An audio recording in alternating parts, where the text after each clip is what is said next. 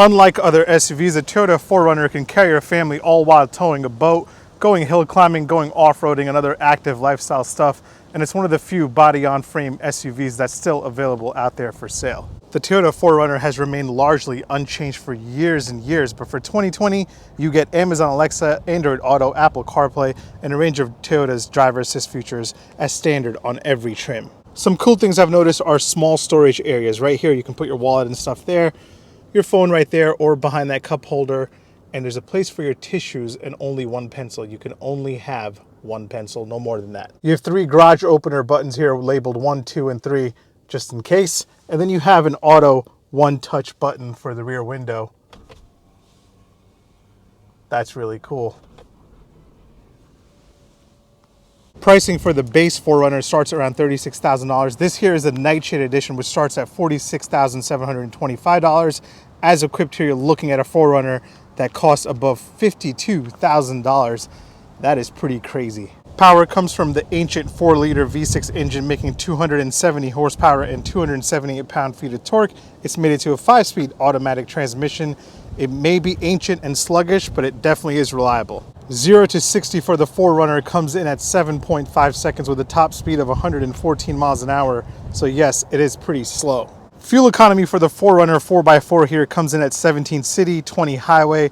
You have a 23-gallon tank capacity. I am averaging 16.7 miles a gallon. The 4x2 model weighs 4,525 pounds, and the 4x4 model weighs 4,805 pounds. So yes, it is pretty heavy. I've always been a fan of the 4Runner's tough looks. This here is a Nightshade Edition, so you get black bumper, black badging, black wheels, black side view mirrors, black door handles, black molding around the car, and then when you walk around the back, you have some more black trim.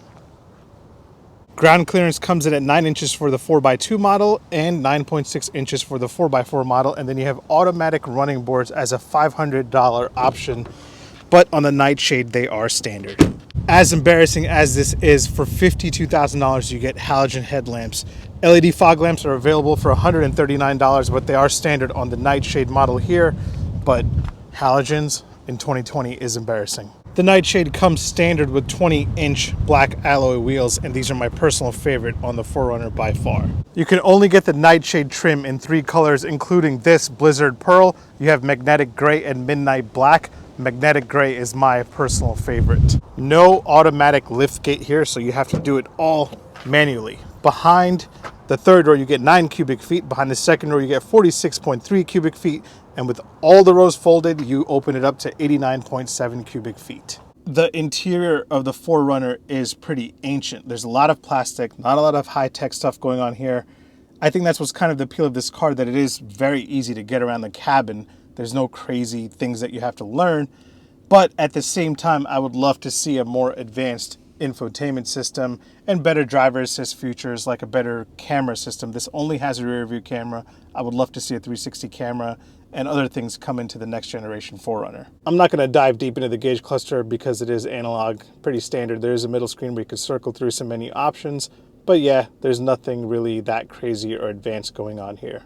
We are in 2020, right? Because this infotainment system is pretty outdated. Thank God it has Apple CarPlay, thank God it has Android Auto, but if you really want to take a look at it, this is the home screen, this is the menu screen, audio screen, and here's the map. That's very pixelated.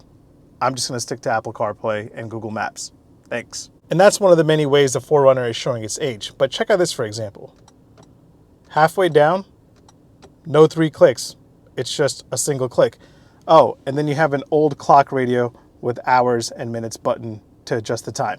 One thing I will say, these seats are extremely comfortable. One thing I just saw, just so you know, all the windows are one-touch up and down auto. The seats are heated and cooled as standard on the Nightshade Edition, and to adjust them, you push this button, pull it out, and spin the dial. That's funny, ambient lighting. Yes, it does have ambient lighting. It's this little light that comes out of here. See that? Only one color. Second row legroom comes in at 32.9 inches. Also very comfortable back here. I'm 6 foot tall. That's my seating position. I have this much legroom. It's pretty nice. And then you can also move the second row front and back. You can get a third row for $365 extra. You have 29.3 inches of leg room. That's how you access the third row. And check this out, how the seat comes up. Do this with one hand. So now that's up, but then you have to pull the seat cushion, the one you sit on, out like that. And that's what it looks like. I don't know if it's going to be comfortable back there. Now that I've answered all of your questions about the 2020 Toyota 4Runner, I'm going to give you my opinion on what I think about this SUV. This day has been a very difficult day of filming. It was supposed to be sunny, but then it got really windy, and now there's flurries falling from the sky, and global warming is crazy, and I'm contributing to it with the Toyota 4Runner. That's crazy. So, who's really buying a 4Runner still? Honestly, I think there's two groups of people. The first group is the group that actually goes off-roading, has an adventurous lifestyle, goes camping, you know, all that kind of stuff. The second group are the people that think the 4Runner is simply a very, very cool car, because it is. Now, if you're going to be one of those people that are buying the 4Runner as their daily driver, you will be very, very pleased, because this thing is super comfortable. Unlike the Jeep Wrangler, which is very loud and can get very harsh and hard to handle at highway speeds, the Toyota 4Runner, on the other hand, keeps itself very composed throughout all kinds of driving styles. Now, would I recommend the 4Runner? So if you're buying the 4Runner for any other reason besides its off-roading strengths, I suggest you look elsewhere, something like the Toyota Highlander if you want to stick to Toyota, or you can go for the Hyundai Palisade, Mazda CX-9, and Kia Telluride, which are my top 3 picks for a family SUV/crossover. If you still must have a 4Runner, be very careful as you're pricing one out, because this one, as equipped, has reached $52,000. And there's a lot of stuff in here that would make me very hesitant to pay $52,000. Thanks for watching. I'll see you next time. Make sure you hit subscribe. My profile icon is probably popping up on the screen. Click that to subscribe.